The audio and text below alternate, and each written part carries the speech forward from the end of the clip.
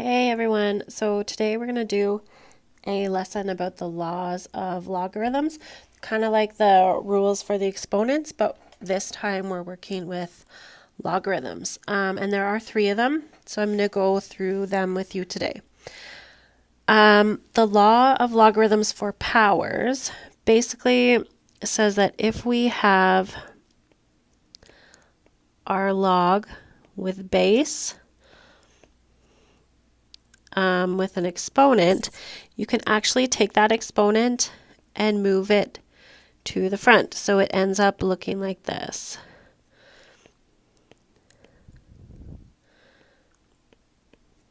Okay, which is really helpful sometimes when you're working with logs. Let's go through the two examples and I'll show you how it sort of works. So in example number 1, we're going to write as a single logarithm. So because the exponent or this number is already at the front, what we're going to do is we're going to move it so it's not out there in the front anymore. So I'm going to make it log 4, 125 to the 1/3. Now I know that 125 to the 1/3 is basically taking the cubed root of 125. So I can then simply write this as log 5. And then we have a nice little log without any number in front or without an exponent. So it kind of cleans it up for you. We can also go the other way. So we're going to write as a product of a whole number and a logarithm. So what I'm going to do is I'm going to change this 16 into a number with an exponent. So log 5. Now I know that 16 can be 4 squared.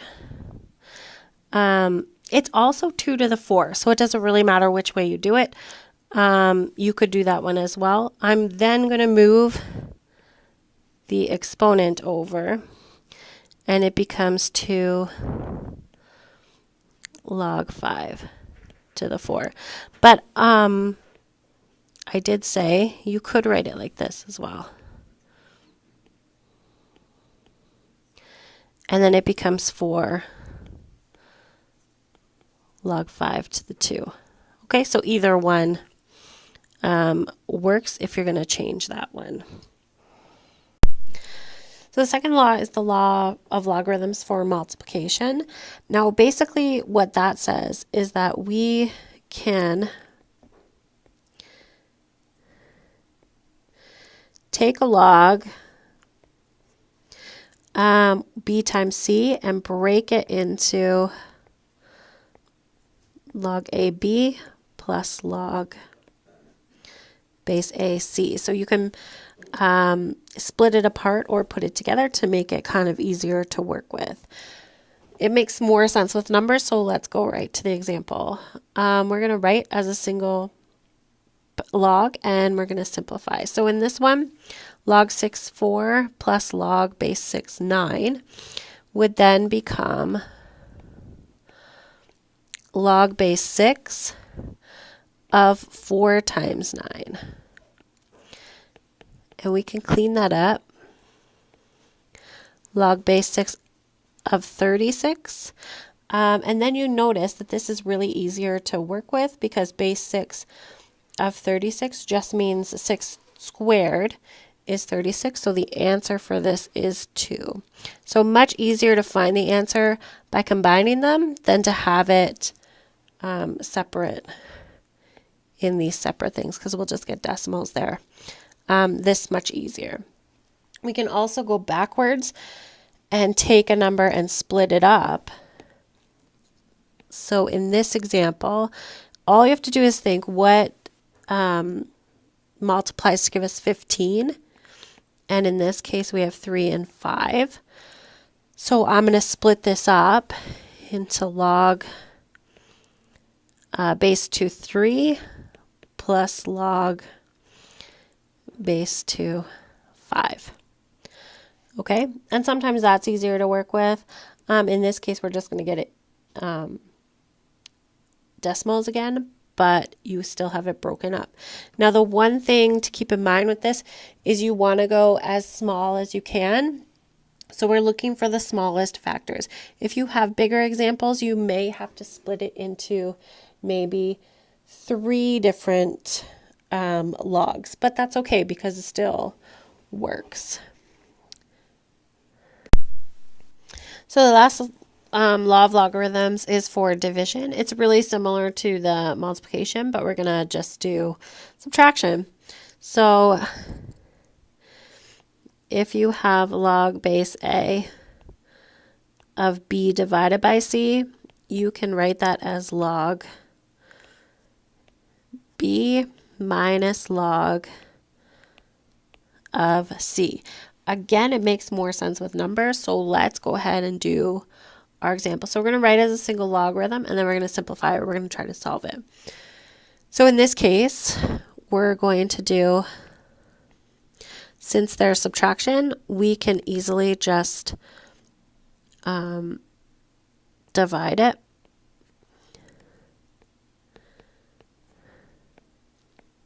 So if I divide 50 by 0.4, I get 125. And then all you have to do is think what exponent to the base 5 gives me 125, and the answer is 3. So another case where doing the subtraction or the law for division makes it much easier to work with. All right, so moving on to the second page, now that we've gone over those 3 laws, I want to show you how we can use them to solve some of the equations. So the first one we're going to look at is 2 log x equals log 8 plus log 2. Now in this case, I'm going to use the power rule on the first one to make it log of x squared. And then on the second part, I'm going to use the multiplication rule because when you have addition like that, you can put them together. So it becomes log of 8 times 2. Now, we can multiply that. Once you have it like this and you have the same base, they're both base 10, because there's no number there, we can actually drop the logs so we can get rid of them. As long as there's only 1 log on each side and the base is the same, we can get rid of it, and then we're just left with x squared equals 16. And then if we take the square root of 16, we get plus or minus 4. So using those laws makes it so much easier to solve some of these more complicated log problems. Okay, so moving on to our second example, we're going to use our log multiplication rule. So in this case, it's going to become log base 8, 2 minus x times 4 minus x. Now on this other side where it's just equal to 1, remember that anything to the exponent of 1 is just equal itself.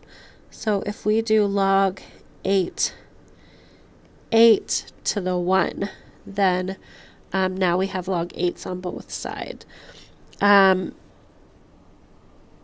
going to go ahead and multiply this. So 2 is 8 minus 2x minus 4x plus x squared. And this is just log 8 to the 1.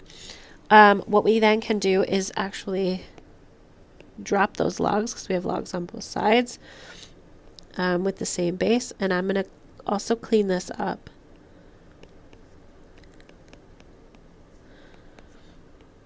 Equals 8. Now on, guess we don't really need this. So then what's going to happen is I'm going to move the 8 over to this side and clean it up a bit. So I'm going to make it x squared minus 6x equals 8 minus 8, which is just 0. And then I'm going to solve for x. So I'm going to common factor. And we'll get x equals 0 or x equals positive 6.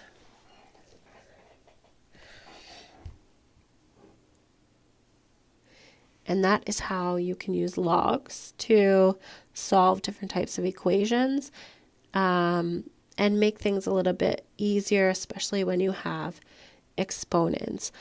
Try the practice stuff. If you have any questions, just let me know. Okay? Bye.